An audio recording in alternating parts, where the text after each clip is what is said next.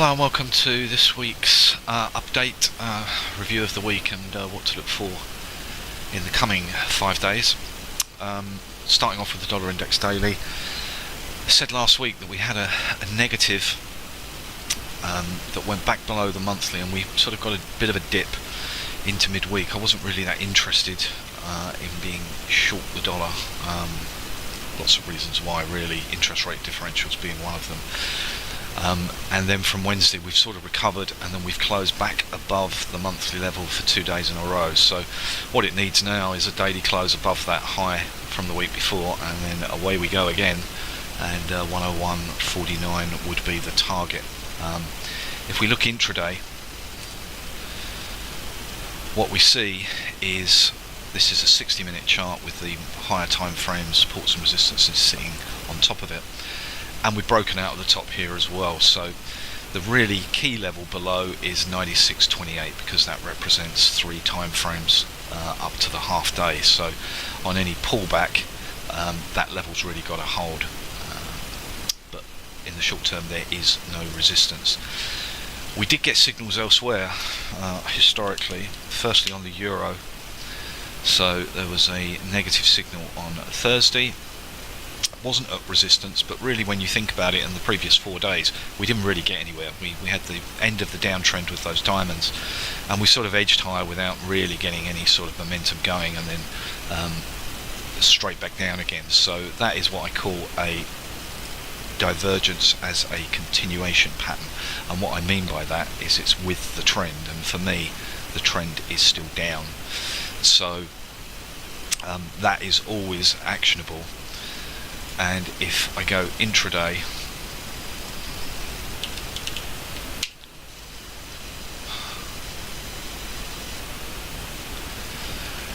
what we have here is we're just about hanging in there at this final half day support. So the action Sunday night and early Monday morning in Europe is pretty important, whether it just breaks down again or whether it can just hold support. So pretty interested in, really from 7 a.m. probably till about 10 a.m. on Monday to see where we are. We also had a signal on the pound, same day. Pound is all things Brexit as usual, but we got a negative signal on Thursday, but we were coming into the support point, if only a daily level, but then we accelerated lower. There's more bad news for the Tories and all that sort of stuff, but there is no support until 119.88, so a long way away, and there is certainly no permission to be long. All you can be is short. We go intraday. You can see the difference between the pound and the euro. We were in a pretty narrow range if you think about over here, and so where you're going to get a breakout is much easier to define. The other thing that's really happened for me that I'm interested in is we go lower early on Friday, and then when we bounce, where do we top out perfectly? 130.54 is the half day level, the breakout point, and the high was 56, and then we've just extended lower. We've closed below 3 down, so that's the normal limit of participation in any one individual day, and so that was overall a pretty poor performance. Now what you have is that 130.21 all the way up to 54 as a big barrier, and remember there is no support. Go to we'll do the yen next. Yen still have the signal here from the week before, and we've just extended higher. So had a bit of a wobble on Wednesday, had a reversal on equities on Friday, and so that's a reason why it sort of dipped back a little bit. But again, all looks pretty positive. And if we go intraday,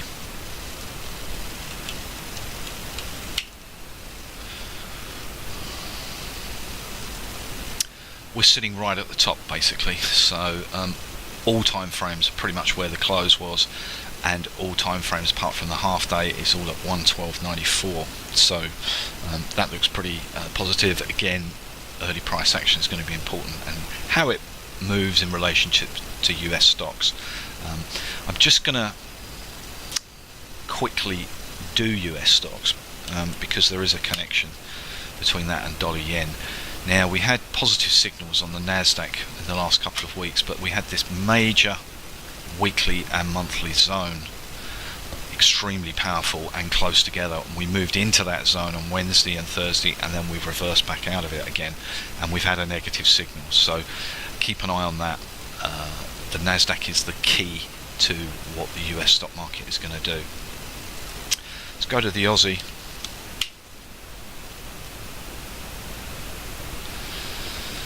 Also got a negative signal on Thursday, although it was coming into that daily level, and we've got this massive level at 71.59. So until we make a daily close below there, then it's not overly negative, but that support has got to hold on a daily basis, otherwise we're going back down the other way. If I do Kiwi, not surprisingly, you've had exactly the same thing. We never got up to my real area of interest, which was, or point of interest, 68.62. Again, we've had a negative, but we've got this weekly level, 66.75, so you're going to make a daily close below there to set things off. Let's do dollar CAD. So CAD really dominated by oil generally, and it's just been edging higher through the week.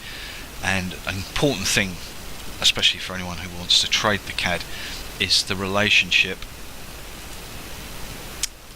to oil itself. Now, oil just shows you do have to try and connect markets together. Oil came down to its final line in the sand for anyone remotely bullish at 61.58. We sort of stopped there for 2 days. We sort of tried to stabilize but couldn't make a positive close, and then we've made a 2-day close below.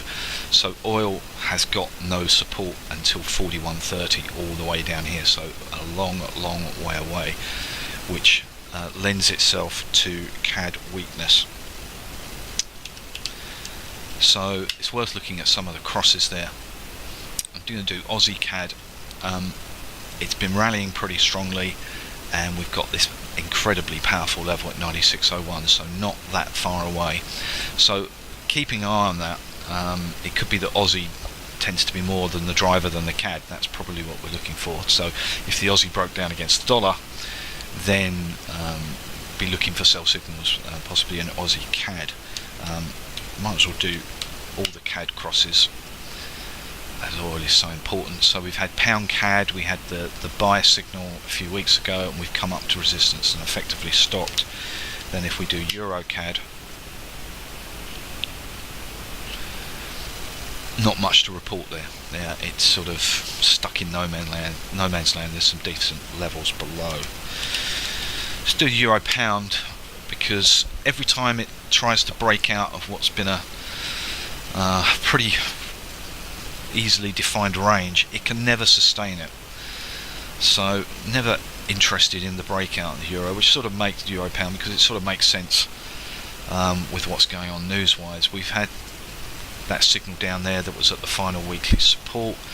The uptrend ended abruptly, and we had another signal, although it wasn't at resistance, and now on Friday had a fresh buy signal, and it's closed right at that, pretty much at that weekly level. I think it was 3 ticks above, so to all intents and purposes there. So for those who have to be involved for hedging or whatever, you have to be positive of the euro against the pound, and it's just going to carry on its endless sort of rotation until this Brexit thing is resolved one way or the other.